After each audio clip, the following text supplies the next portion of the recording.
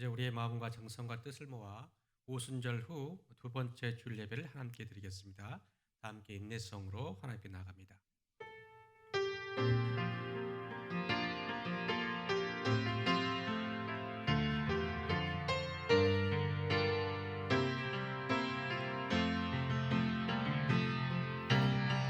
나는 하나님을 예배하는 예배자입니다.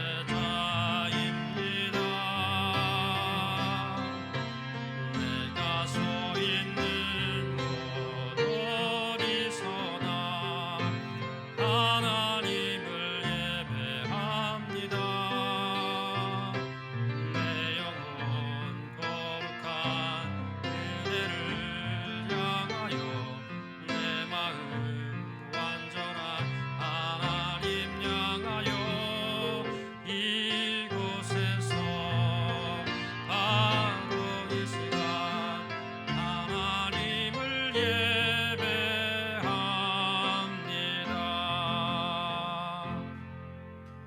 오라 우리가 여호와 산에 올라가서 야곱의 하나님의 전에 이르자 그가 그의 도를 가지고 우리에게 가르치실 것이라. 우리가 그의 길로 행하리라 하리니 이는 율법이 시온에서부터 나올 것이요 여호와의 말씀이 예루살렘부터 나올 것임이라. 아멘. 영원토록 찬양 받으시기에 합당하신 하나님 아버지, 죄와 허물로 인해 죽었던 저희들이 십자가 은혜로 구원받게 하심에 감사드리며 그 감격으로 이 예배를 드리오니 이 예배를 받아 주옵소서.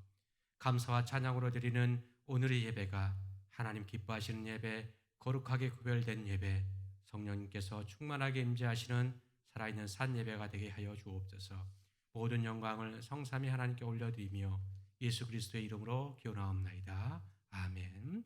사도신경으로 우리의 신앙을 고백합니다. 나는 전능하신 아버지 하나님, 천지의 창조주를 믿습니다. 나는 그의 유일하신 아들 우리 주 예수 그리스도를 믿습니다. 그는 성령으로 잉태되어 동정녀 마리아에게서 나시고 본디오 빌라도에게 고난을 받아 십자가에 못 박혀 죽으시고 장사된 지 사흘 만에 죽은 자 가운데서 다시 살아나셨으며 하늘에 오르시어 전능하신 아버지 하나님 우편에 앉아 계시다가 거기로부터 살아있는 자와 죽은 자를 심판하러 오십니다. 나는 성령을 믿으며 거룩한 공교회와 성도의 교제와 죄를 용서받는 것과 몸의 부활과 영생을 믿습니다. 아멘. 이 시간에는 예배를 위해서 최영 부장 선생님께서 기도 인도해 주시겠습니다.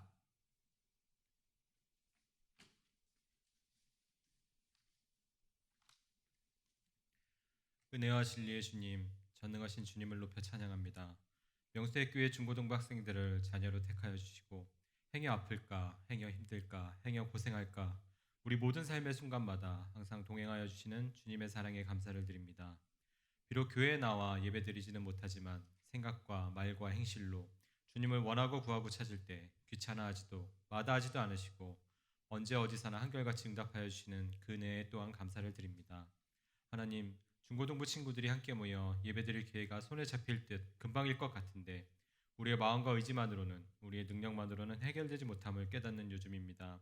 기도의 소홀함에, 회개의 부족함에, 심령의 연약함에 익숙해지지 않게 하여 주시고 날마다 깨어 주님께 간구하고 회개하는 중고등부 친구들이 되게 하여 주시옵소서.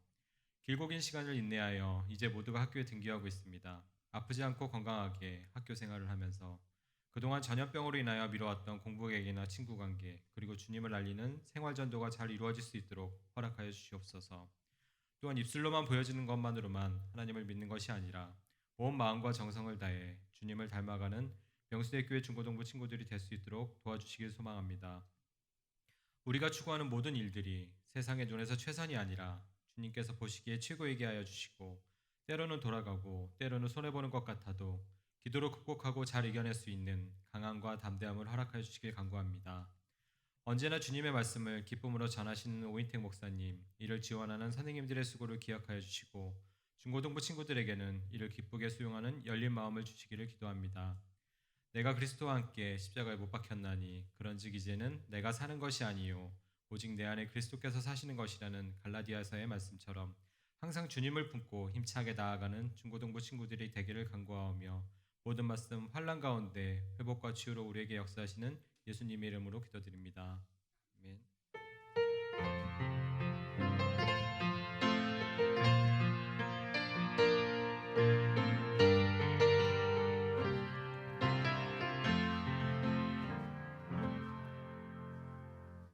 이 시간 우리에게 주신 하나님 말씀은 고린도전서 9장 24절로 10장 13절까지입니다. 6월달 매일 성경 큐티 본문은 고린도전서인데요. 이 시간에 볼 말씀은 고린도전서 9장 24절부터 10장 13절까지입니다. 본문이 길기 때문에 9장 24절부터 27절까지만 읽고 나머지는 설교 중에 읽도록 하겠습니다. 24절부터 27절까지 저와 여러분이 한 절씩 기록하겠습니다. 운동장에서 다름질하는 자들이 다 달릴지라도 오직 상을 받는 사람은 한 사람인 줄 너희가 알지 못하느냐. 너희도 상을 받도록 이와 같이 다름질하라. 이기기를 다투는 자마다 모든 일에 절제하나니 그들은 썩을 승리자의 관을 얻고자 하되 우리는 썩지 아니할 것을 얻고자 하노라. 그러므로 나는 다름질하기를 향방 없는 것 같이 아니하고 싸우기를 허공을 치는 것 같이 아니하며 내가 내 몸을 쳐 복종하게 함은 내가 남에게 전파한 후에 자신이 도리어 버림을 당할까 두려워함이로다. 아멘. 오늘 한 주간 잘 지내셨습니까? 이제 계약 다 한 걸로 알고 있는데 우리는 이제 6월 달까지 현장 예배를 온라인 예배를 하고 7월부터는 현장 예배로 전환을 계획하고 있습니다. 잘 진행될 수 있도록 계속 기도해 주시고 또 협력해 주시면 감사드리겠습니다. 오늘 설교 제목을 이렇게 정해 보았습니다. 끝날 때까지 끝난 게 아니다. 끝날 때까지는 끝난 게 아니다라고 정해 보았습니다. 이 시간에 볼 주제의 말씀은 이 구원에 관한 말씀인데요. 지난주에 살펴본 그 주제가 십자가였습니다. 십자가와 함께 이 구원은 기독교와는 뗄래야 뗄 수 없는 중요한 개념입니다. 기독교는 십자가의 종교이며 또한 구원의 종교라고 할 수 있습니다. 기독교 외에 구원이 없고 교회밖에 구원이 없습니다. 이것은 세상 종교와 세상 사람들이 아무리 비난해도 타협할 수 없는 진리입니다. 우리의 신앙과 교회 생활은 구원을 위한 행위라고 할 수 있는데요. 그렇다고 오해해서는 안 됩니다. 행위 그 자체가 구원을 주는 건 아니에요. 이 행위보다 중요한 것은 믿음입니다. 우리가 어떻게 구원을 받습니까? 믿음입니다. 어떤 믿음입니까? 예수 그리스도를 믿는 믿음이에요. 그 믿음은 예수 그리스도께서 나의 죄를 위해 십자가에 지시고 죽으셨다는 사실을 내 마음에 믿고 입으로 시인하는 믿음입니다. 이러한 믿음의 고백 위에 우리의 신앙생활과 교회 생활이 있는 거예요. 신앙생활, 교회 생활이 구원을 보장해 주는 것은 아니라는 거예요. 구원받은 자가 그 은혜에 감격하며 신앙생활, 교회 생활을 하는 것입니다. 구원이 먼저이지 행위가 아니다. 믿음이 먼저라는 거죠. 우리는 예수 그리스도를 믿는 믿음으로 이미 구원받은 존재예요. 이 명제는 다음 질문으로 자연스럽게 이어집니다. 이미 구원받은 우리는 구원이 보장됐기 때문에 아무렇게나 살아도 될까요? 라는 질문으로 이어집니다. 여러분, 이 질문에 대한 답이 오늘 설교의 핵심입니다.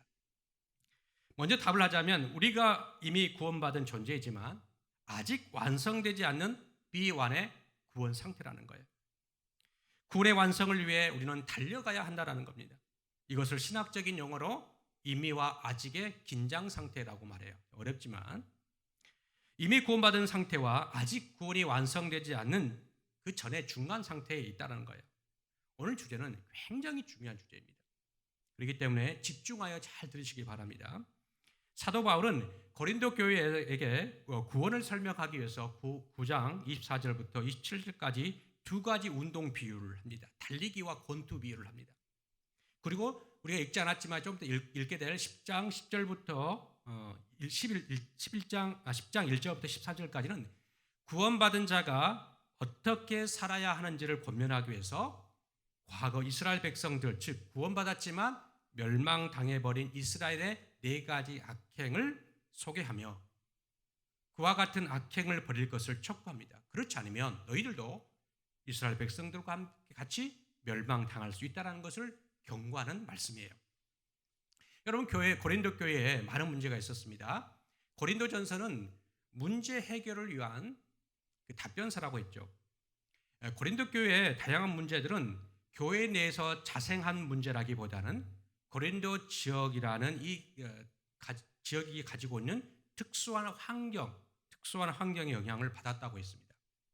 첫 번째 문제가 지난주 봤던 이 파벌 문제인데요. 고린도 지역은 철학과 수사학을 기반으로 한 지혜 학문이 발달한 도시였습니다. 첫 번째 문제, 이 분쟁 문제로 이 네 개파로 나누었는데, 이 분쟁한 배경은 이 수사학, 지혜 학문 중 하나인 이 수사학 때문이라 그랬습니다. 이 수사학이란 명확한 논리와 근거로 상대방을 설득하는 언어 구사법이죠. 고린도 지역은 수사학을 잘하는 사람이 인기가 있을 수밖에 없었고, 이러한 영향으로 교회 내에서도 수사학적으로 설교를 잘하는 아볼로 목사님, 이대 목사님인 이 아볼로 목사님이 인기가 있었습니다. 그리고 그 아볼로 목사님을 따르는 추종자들이 팬층을 형성해서 이 주류가 되어서 고린도 교회의 문제를 주도해 나갔던 거죠. 이 고린도 지역의 또 다른 지혜 학문은 이 철학입니다. 헬라 철학이에요. 아리스토텔레스 다 들어보셨을 거예요. 이 헬라 철학이 발달했어요. 이 헬라 철학의 기반은 이원론 사상입니다. 이원론 들어보셨을 거예요. 이원론 사상. 이 헬라 이원론 사상이 뭐냐면 인간에 대한 이해예요. 인간을 어떻게 이해하는가? 인간을 두 개로 나눕니다. 영과 육으로, 이분법적으로, 이원론적으로 구분을 합니다. 영은 보이지 않는 내면이나 정신세계를 말한 다음에 육은 보이는 이 육체 덩어리를 말하는 거예요. 이 육신. 이 이분법적으로 나눈 이유는 보이지 않는 영은 선한 것이고 이 보이는 육체는 악한 것이다라는 사고에서 비롯된 양분법이에요.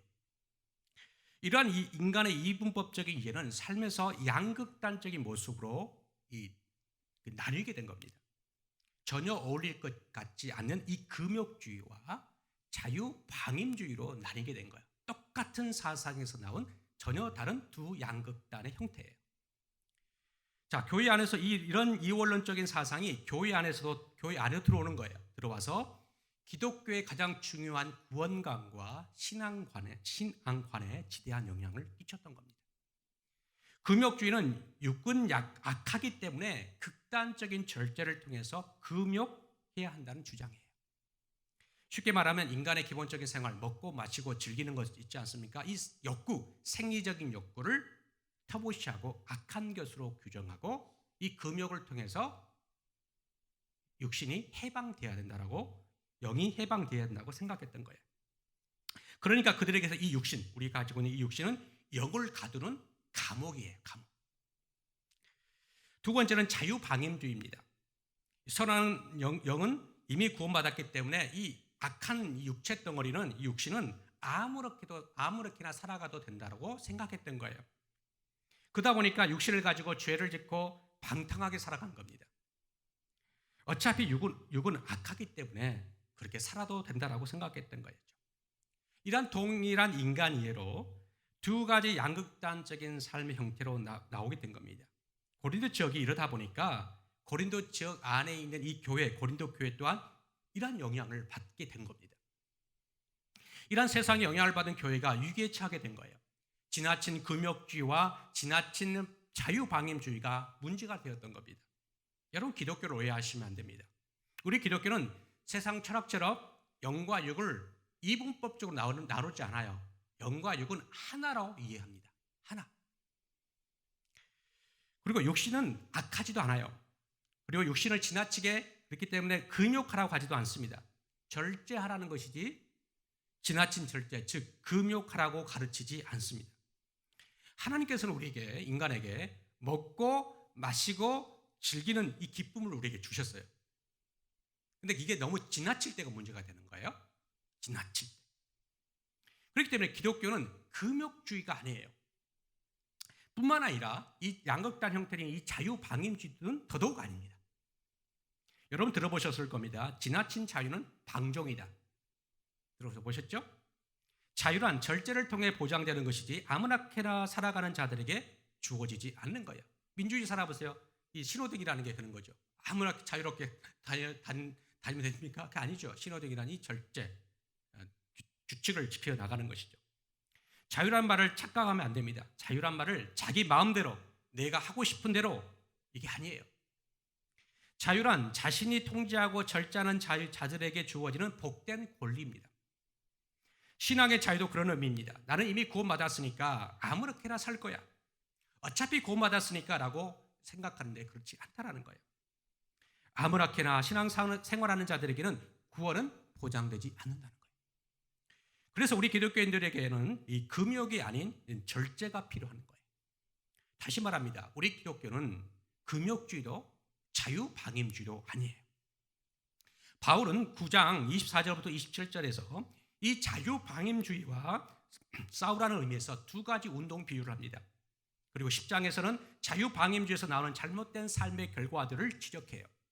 먼저 9장 24절 말씀을 먼저 읽어보도록 하겠습니다. 9장 24절 읽습니다. 운동장에서 다람질하는 자들이 다 달릴지라도 오직 상을 받는 사람은 한 사람인 줄을 너희가 알지 못하느냐. 너희도 상을 받도록 이와 같이 다름질하라. 여러분, 이 말을 오해해서는 안 돼요. 우리는 경쟁 시대를 살다 보니까 이것을 경쟁적으로 이해합니다. 여러분, 여기서 달리기 하는 자들이 1등 하도록 노력해야 한다 이런 의미가 아니에요. 1등만이 기억해주는 뭐 같은 세상 이렇게 말하는데 그런 의미가 아니에요. 이 경쟁하여 1등을 차지하는 의미가 전혀 아니라는 말이에요. 여기서 말하는 이 상이란 달리기 하는 모든 자들에게 주어지는 상으로 달리기 하는 모든 자는 각자 결승전에 통과하도록 끝까지 완주해야 된다는 것을 강조하는 표현이에요. 모두 다 결승전을 통과하도록 한 자는 다 1등이에요. 우리 모든 그리스도인이 이 출발선에 서서 구원이라는 이 출발선에 서서 결승선까지 모두가 각자가 달려가는 거예요. 구원을 위해서. 이게 바로 1등이에요. 완주하는 자에게만 주어지는 1등이에요.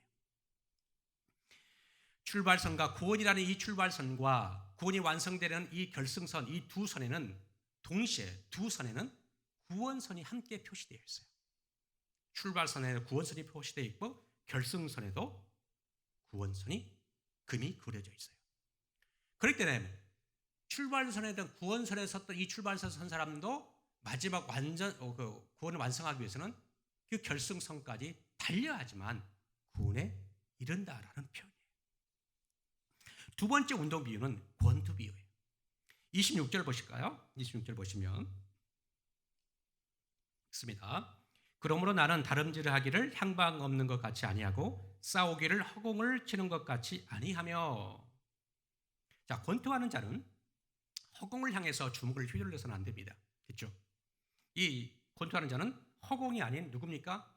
적을 향해서 정확히 가격해야 합니다. 근데 여기서 적은 상대방이 아니에요. 여기는 적은 누굴 말하냐면 휘둘러야 할 대상은 내 자신이에요. 권투자가 싸워야 할 대상은 자기 자신이라는 겁니다. 권투자가 자기 자신의 몸을 치는 거예요. 몸을. 자신의 육신의 본성에서 나오는 죄와 싸우라는 의미예요. 죄의 유혹과 싸워 이기고 절제를 통해서 자신을 통제하고 이기라는 의미예요. 언제까지 싸워야 합니까? 여러분, 요즘은 권투가 그렇게 유행하지 않지만 지금은 이제 격투기가 많이 유행하죠. 격투기로 보시면 이해가 쉬울 겁니다. 이 격투기 권투는 이 정해진 규정 이닝이 있죠. 정해진 규정 이닝을 마치고 링에서 내려올 때까지 그래야지 이기는 거예요. 정해진 이닝이 마치지도 않았는데 링에서 내려오면 구원이 완성되지 못한다는 것을 말해주는 거예요. 27절 이렇게 말하고 있죠. 27절 말씀 볼까요? 27절 시작. 내가 내 몸을 쳐 복종하게 하면 내가 남에게 전파한 후에 자신이 도리어 버림을 당할까 두려워함이로다. 이 글을 쓴 이 사도 바울이 이 말을 한 거예요. 이 사도 바울은 구원받은 자예요. 근데 이 사도 바울이 열심히 믿음의 경주를 달리기를 했어요. 그리고 열심히 믿음의 싸움이 권투를 했어요. 그러고 난 뒤에 이 말을 한 거예요. 무슨 말입니까? 사도 바울은 남을 구원하기 위해서 고린도 교회에 복음을 전했습니다. 열심히 전했어요. 그런데 남이 구원을 받는데 그 엄청난 큰일을 했음에도 불구하고 내 자신과의 싸움에서 실패하여 나도 구원에서 멀어질까 봐 떨어질까 나도 두렵다라는 말이에요. 신약 성경의 절반인 13권, 27권 중에 절반인 13권가량이라는 이 책을 쓴 대사도이며 수많은 교회를 개척하고 수많은 사람들에게 복음을 전한 사람의 입에서 나오는 고백이에요. 여러분, 우리는 예수를 믿는 순간 의심의 여지 없이 우리는 구원받아요. 이 믿음이 흔들려서는 안 돼요. 그렇다고 구원이 보장되는 것은 아니에요. 그 구원을 위해서 믿음의 달리기를, 믿음의 경주를 끝까지 완주해야 하는 거고요. 믿음의 싸움을 끝까지 해 나가야 된다는 것을 말해주고 있는 거예요. 완주하고 싸움을 마친 자에게 주어지는 상이 뭘까요? 그 상이 바로 25절이에요. 25절 볼까요? 25절을 보시면 이기기를 다투는 자마다 모든 일에 절제하나니 그들은 썩을 승리자의 관을 얻고자 하되 우리는 썩지 아니할 것을 얻고자 하노라. 여러분, 운동선수를 보셨습니까? 이 운동선수들은 1등 우승이라는 목표를 향해서 뼈를 깎고 피가 마르는 절제를 합니다. 달리기하는 사람들은 몸을 가볍기 위해서 음식 조절을 합니다. 그리고 특히 권투 선수들을 보세요. 권투 선수들은 시합 하루 전에 반드시 통과해야 되는 게 있어요. 그게 뭐냐면 개체량이에요.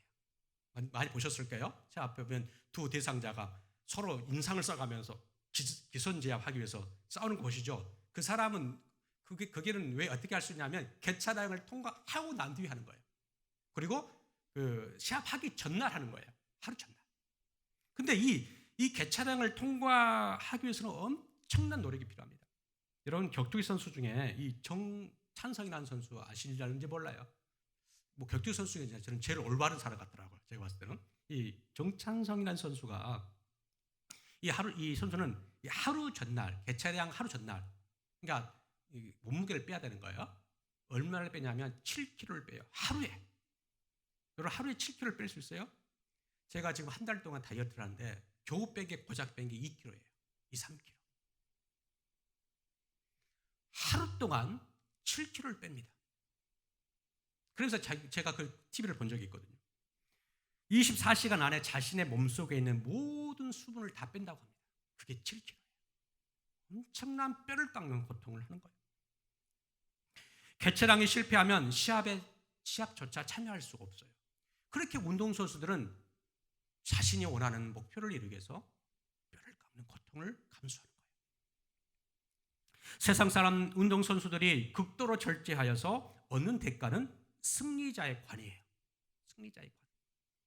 좀 달리기를 비유했는데 이 달리기는 이 마라톤 우승자를 말하는데요. 이 마라톤 우승자는 머리에 월계수관을 씁니다. 이 월계수관은 금방 시들어 버려요. 그러겠죠? 식물이니까. 우리 신앙인들이 믿음의 경주와 믿음의 싸움에서 승리하면 우리에게 주어지는 이 상은 이는 월계수, 시들어버리는 월계수관이 아니라 영원히 시들지 않는 생명의 관, 구원의 관이라고 오늘 25절이 말씀해주고 있는 거예요. 여러분, 과거 이스라엘 백성들을 아시죠? 이 과거 이스라엘 백성들은 하나님께서 애굽의 종살이 가운데서 그들을 구원해내셨어요. 이스라엘 백성들을 애굽의 종살이에서 구원하는 것이 이 시대로 말하면 사단의 죄의 억압에서 고통당하고 있는 우리를 해방시키는 것을 의미하는 거예요. 구원받은 이스라엘 백성들이 가야 되는 최종 목적지는 가나안이에요. 이 가나안이 그들이 도착해야 할 구원선, 마지막 결승선이었던 거예요. 그런데 여러분 보세요. 그들이 이미 출발선상에 섰어요. 구원이라. 근데 마지막 결승선에 도달했나요? 아니에요. 광야에서 그들은 다 죽습니다. 멸망당합니다. 누구만 들어갑니까? 여호수아와 갈렙만 들어가고 나머지는 다 광야에서 죽어요. 자, 과거 이스라엘은 애굽으로부터 구원받아 그들이 가장 먼저 경험한 것은 이 홍해 사건이죠. 이 홍해 사건을 어떻게 신학적으로 지금 해석을 해주냐면요. 10장 2절을 한번 보세요. 10장 2절을 한번 띄워주세요. 10장에 오시면 읽습니다. 시작. 모세에게 속하여 다 구름과 바다에서 세례를 받고. 과거 이스라엘 백성들이 애굽의 종살이에서 건져내는 사건, 즉 홍해를 건넌 사건을 이 시대로 말하면, 우리 그리스도인으로 말하면 세례받은 사건으로 연결시키는 거예요. 그러니까 그들은 신약적인 개념으로 세례받은 사람이에요. 누가요? 이스라엘 백성들이. 그리고 그들은 어떤 사람들이 어떤 의뢰를 받았냐면요. 3절과 4절 보세요. 3절과 4절 읽습니다. 다 같은 신령한 음식을 먹으며 다 같은 신령한 음료를 마셨으니 이는 그들이 따르는 신령한 반석으로부터 마셨음에 그 반석은 곧 그리스도시라. 여기서 신령한 음식과 신령한 음료를 무엇을 말하냐면 광야에서 먹었던 만나를 말하는 것이고요. 음식은. 그리고 먹었던 음료는 물을 말하는데 이 물은 이 만나와 이 물은 누굴 의미하냐면 신약의 예수님을 말하고 이것을 성만찬 사건으로 말하는 거 이해하는 거예요. 그러니까 이스라엘 백성들은 신약적인 개념으로는 이미 애굽의 종살이 구원받았어요. 자녀가 되었어요. 그리고 자녀의 외적인 표시인 세례를 받았어요. 그리고 세례 받은 사람만이 성만찬에 참여할 수 있죠. 성만찬까지 다 참여한 사람들이에요. 누가요? 과거 이스라엘 백성들이. 자, 그렇다면 그들은 이미 구원받고 세례받고 성만찬에 참여한 자도 무사히 최종 목적적인 이 가나안 그 결승선에 들어가야 되는데 어떻게 되었어요? 조금 전 말했듯이 실패하고 맙니다. 광야에서 멸망당합니다. 자, 이 이야기가 5절 말씀에 나오죠. 5절 말씀 보시면 그러나 그들의 다수를 하나님이 기뻐하지 아니하셨으므로 그들이 광야에서 멸망받았느니라. 보세요. 하나님의 자녀가 되었어요. 자녀가 된 표시인 세례를 받았어요. 세례를 받은 사람이 성만찬에 참여했어요. 그런데 어떻게 됐다고요? 광야에서 신앙생활하다가 죽었어요. 광야에서 죽었다는 말은 이 시대를 말하는 거예요. 이 시대, 우리가 살고 있는 이 광야의 시대에서 우리가 죽을 수 있다, 멸망당할 수 있다라는 것을 말해주고 있는 거예요. 믿음의 선한 싸움, 믿음의 경주를 끝까지 하고 믿음의 싸움을 하지 않으면 우리도 멸망당할 수 있다라는 것을 말해주고 있는 거예요. 그래서 바울은 과거 이스라엘 백성들이 믿음의 경주, 믿음의 싸움에서 실패한 대표적인 네 가지 영역에 대해서 말하고 이 시대 그리스도인들의 또한 이 네 가지 영역에서 실패하지 말 것을 타산지석의 교훈으로 삼아라라고 오늘 말씀을 해주고 있는 거예요. 그 네 가지 영역이 뭐냐면 먼저 말합니다. 우상숭배, 두 번째는 음행, 그리고 세 번째는 시험, 네 번째는 원망이에요. 우상숭배와 음행과 시험과 원망, 이 네 가지 악행에서 벗어나라. 이걸 벗어나야지만이 결승선에 통과할 수 있다라고 말해주고 있는 거예요. 자, 먼저 첫 번째 우상숭배를 보겠습니다. 이스라엘 백성들이 악행했던 우상숭배, 첫 번째 우상숭배. 자, 7절 말씀을 보겠습니다. 7절 띄워주세요. 읽습니다. 그들 가운데 어떤 사람들과 같이 너희는 우상숭배하는 자가 되지 말라. 기록된 바 백성이 앉아서 먹고 마시며 일어나서 뛰논다 함과 같으니라. 우상숭배했던 과거 이스라엘 백성들과 함께 우상숭배하지 말라라고 말해주고 있는 거예요. 두 번째는 음행이에요. 8절 한번 보시면 8절 보겠습니다. 그들 중에 어떤 사람들이 음행하다가 하루에 23,000명이 죽었나니 우리는 그들과 같이 음행하지 말자. 과거 이스라엘 백성들이 음행해서 망했잖아요. 그러나 우리는 음행하지 말자라고 말해주고 있는 거예요. 세 번째는 시험이에요. 자, 9절 한번 볼까요? 9절 말씀 보면 그들 가운데 어떤 사람들이 주를 시험하다가 뱀에게 멸망당하니 우리는 그들과 같이 시험하지 말자. 하나님을 시험했던 멸망당하던 이스라엘 백성들을 전체를 받지 말자라는 거예요. 네 번째는 원망입니다. 10절 보세요. 10절 보시면 그들 가운데 어떤 사람들이 원망하다가 멸망시키는 자에게 멸망하였나니 너희는 그들과 같이 원망하지 말라. 네 가지. 자, 우리 그리스도인은 과거 이스라엘 백성들의 네 가지 영역에서 교훈을 받아야 합니다. 네 가지 영역과 싸우라는 거예요. 그래서 사도 바울은 다음과 같이 결론을 짓습니다. 12절 말씀 볼까요? 12절 말씀 읽습니다. 그런즉 선줄로 생각하는 자는 넘어질까 조심하라. 구원받았다고 안심하지 말라는 거예요. 끝까지 믿음의 달리기, 믿음의 싸움을 싸워야 한다라고 말해주고 있는 거예요. 끝까지 우상숭배와 음행과 시험과 원망과 싸워야 한다라고 말해주고 있는 거예요. 그래야 결승선에 들어갈 수 있다. 구원의 완성할 수 있다라고 말해주고 있는 거예요. 여러분, 우리의 구원을 의심해서는 절대 안 됩니다. 예수 그리스도를 믿는 믿음으로 우리는 구원받았어요. 이미 하나님의 자녀가 되었어요. 구원받지 못할 것이라는 불안해서도 안 됩니다. 그렇다고 해서 구원이 이미 보장되었다라고 아니란 생각 또한 가져서도 안 된다는 거예요. 우리는 구원이 완성되지 않은 이 광야에서 구원을 향해 나아가는 거룩한 순례자의 길을 가는 공동체입니다. 그러니 우리는 늘 긴장의 끈을 놓으면 안 됩니다. 우리는 이미와 아직의 그 중간 상태인 긴장 상태에 살고 있어요. 긴장하라는 거예요. 이미 구원받았지만 아직 완성되지 않는 구원 상태. 과거 이스라엘의 전철을 밟지 말라고 바울은 경고합니다. 그러면서 마지막으로 여러분 이 말씀 들으면 두렵잖아요. 여러분 두렵잖아요? 두렵기 때문에 마지막에 12절로 끝낼 수 있어야 했어요. 근데 두려워할 수 있을 것 같아서 사도 바울이 13절 말씀으로 끝내는 거예요. 13절 한번 볼까요? 13절 보십시다. 13절 씁니다. 시작. 사람이 감당할 시험 밖에는 너희가 당한 것이 없나니 오직 하나님은 미쁘사 너희가 감당하지 못할 시험당을 허락하지 아니하시고 시험당할 즈음에 또한 피할 길을 내사 너희로 능히 감당하게 하시느니라. 조금 전에 과거 이스라엘 백성들 네 가지 멸망의 원인 이 하나가 하나 중 하나인 세 번째가 하나님을 시험하지 말라 그랬죠. 그 시험이란 주제가 동일하게 나오는 거예요. 그럼 시험을 잘 정립해야 합니다. 이 시험 우리는 하나님을 시험해서는 안 돼요. 우리는 하나님께 시험받는 사람이에요. 무슨 말 아시겠죠? 우리의 믿음이 진짜인지 가짜인지를 늘 하나님은 우리를 시험해요.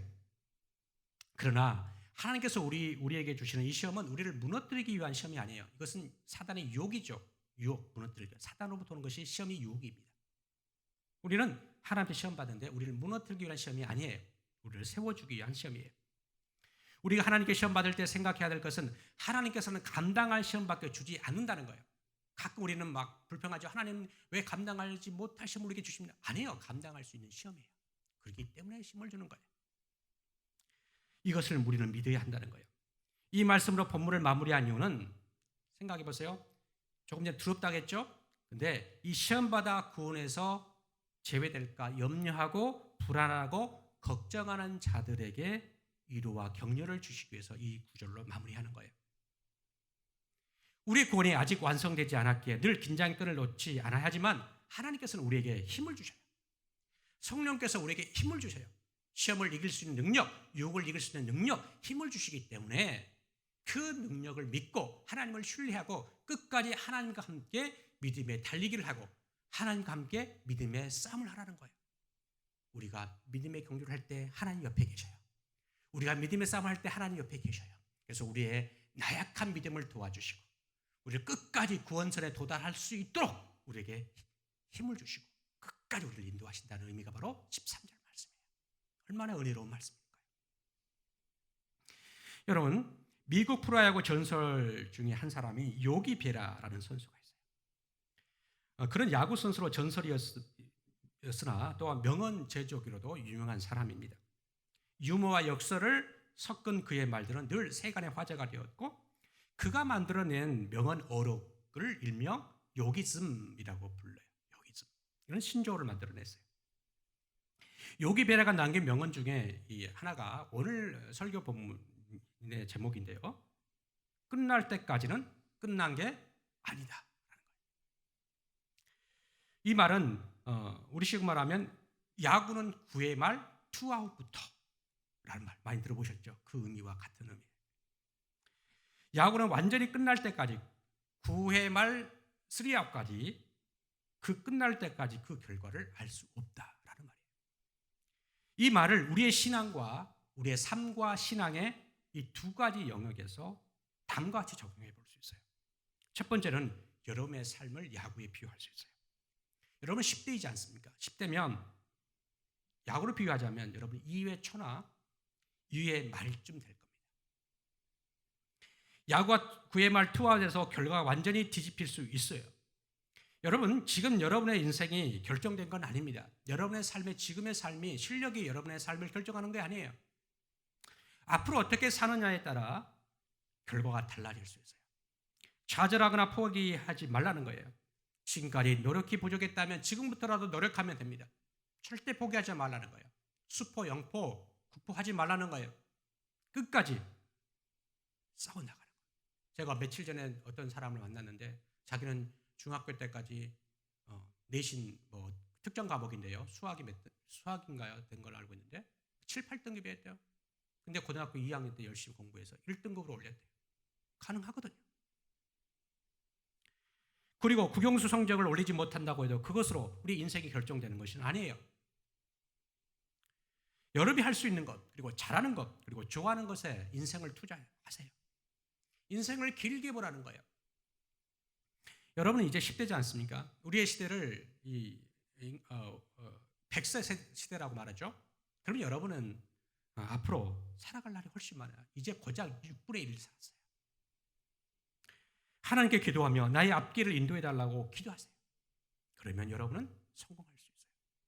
용기를 가지시라는 거예요. 두 번째, 오늘 본문이 말해주고 있는 거예요. 이 신앙에 비유할 수 있어요. 여러분, 우리의 신앙을 모태 신앙부터 시작했다고 한다면 이제 여러분은 2회 초나 위의 말쯤 될 겁니다. 그런데 신앙생활 이제 막 같이 시작했거나 10년 내외가 된 사람은 이제 1회 초나 1회 말이에요. 앞으로 9회 말까지 열심히 수비와 공격을 번갈아 가면서 싸워야 합니다. 9회 말 3아웃으로 경기를 마칠 때까지 승부가 결정난 것이 아니에요. 9회 투아웃까지 잘 싸워 달려왔다 할지라도 아웃카운트 하나를 남겨놓고 승부가 뒤집히는 경우가 있어요. 그렇기 때문에 경각심을 가져야 한다는 거예요. 우리의 신앙은 끝날 때까지는 끝난 게 아니라는 거예요. 여러분, 다시 강조합니다. 우리는 그리스도를 구주로 고백하는 순간 이미 우리는 구원받습니다. 그러나 구원은 완성되지 않았습니다. 우리는 믿음의 달리기와 믿음의 싸움을 마칠 때까지 늘 안심해서는 안 됩니다. 그렇다고 해서 조바심을 내거나 두려워할 필요는 없어요. 우리에게 구원을 주시는 하나님께서 성령을 통해 힘을 주시고 그 힘을 통해서 끝까지 싸워 이길 수 있도록 우리에게 격려해 주시기 때문이에요. 빌립보서 1장 6절 말씀으로 힘과 용기를 가지시길 바랍니다. 빌립보서 1장 6절 보시면 같이 읽습니다. 너희 안에서 착한 일을 시작하시니까 그리스도 예수의 날까지 이루실 줄을 우리는 확신하노라. 이 말씀은 이 너희 안에 착한 일을 시작하시니라는 말 무슨 말이냐면 하나님이 우리에게 구원을 시작했다는 말이에요. 그렇기 때문에 그리스도의 예수의 날, 이것은 구원이 완성되는 날을 의미해요. 그 구원이 완성되는 날까지 우리에게 구원을 시작해 주신 그분이 우리와 함께 하셔서 구원을 완성시키실 것이라는 것을 믿고 확신 가운데 거하라는 의미예요. 여러분, 조바심을 내지 마시고 긴장하되 조바심을 마시고 이스라엘 백성들이 싸워서 실패했던 4가지 영역, 우상 숭배와 음행과 시험과 원망과 싸워 이 광야 생활을 이겨내는, 그리고 구원선의 당도에서 생명의 멸관을 얻는 저와 여러분 되시기를 주의 이름으로 축복합니다. 기도하겠습니다. 좋으신 아버지 하나님, 오늘 구원에 대한 주제를 가지고 또 말씀을 전하게 하심을 감사드리고 우리에게 주시는 그 구원을 잃어버리지 않도록 늘 성령님과 동행하며 하나님을 의지하며 신뢰하는 저들 되도록 인도하여 주시고 또 우상 숭배와 음행과 또 시험과 원망과 싸워 이기는 저희들 다 될 수 있도록 인도하여 주옵소서. 감사드리며 예수님의 이름으로 기도합니다. 아멘. 함께 찬양하시면서 준비하신 예물을 하나님께 드립니다.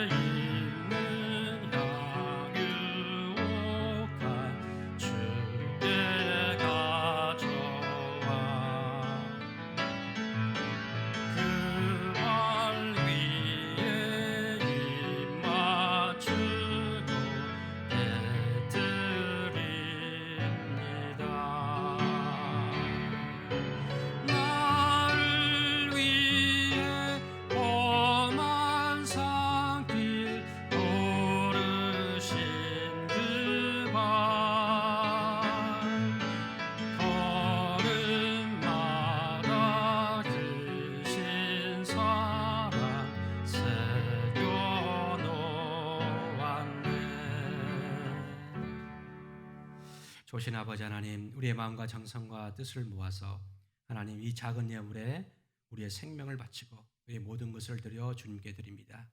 예물 받으시고 흠양하여 주옵소서.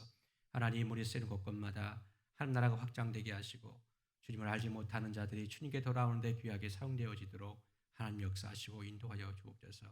하나님, 드리고 싶으나 드리지 못한 자들 형편을 헤아려 주시고 또 물질을 드릴 수 있는 믿음과 또 얻을 수 있는 산업의 복도 허락하여 주옵소서. 감사드리며 예수님의 이름으로 기도합나이다. 아멘. 예, 이제 말씀을 생각하시면서 퀴즈를 한번 풀어보도록 하겠습니다. 자, 퀴즈 한번 띄워주세요. 자, 이스라엘 백성들이 광야에서 멸망당한 원인, 네 가지 악행과 관련이 없는 것은, 물론 네 가지만 있는 게 아닌데 고린도전서에서는 10장에서는 이 네 가지를 말해주고 있어요. 잘 읽어보셔야 됩니다. 잘 보셔야 됩니다. 첫 번째는 우상숭배, 두 번째는 음행, 세 번째는 파당, 네 번째는 원망. 아시겠죠? 어렵지 않을 겁니다. 이 표시해 주셔 인증샷과 함께, 예배 인증샷과 함께 답을 보내주신 분들에게는 다음과 같은 선물을 드리도록 하겠습니다. 괜찮죠? 예, 맛있게 드시고 승리한 한 주가 되시기를 축복합니다. 제가 축도로 예배를 하겠습니다. 이제는 우리를 위해서 십자가에 달려 돌아가신 우리 주 예수 그리스도의 은혜와 그 아들을 아낌없이 내어주신 하나님의 사랑하심과 우리를 위해서 날마다 힘을 주시고 능력을 주시는 성령의 교통하심이 이 시간 이 광야 생활에서 네 가지 악행을 버리며 주님께 달려가고 결승선에서 주님과 함께 승리자의 고백으로 서도록 날마다 내 자신을 절제하며 복종하며 주님께 나아가기로 결정하는 또 결심하는 주의 거룩한 백성들에게 이제로부터 영원까지 함께 하시기를 간절히 축원합나이다. 아멘.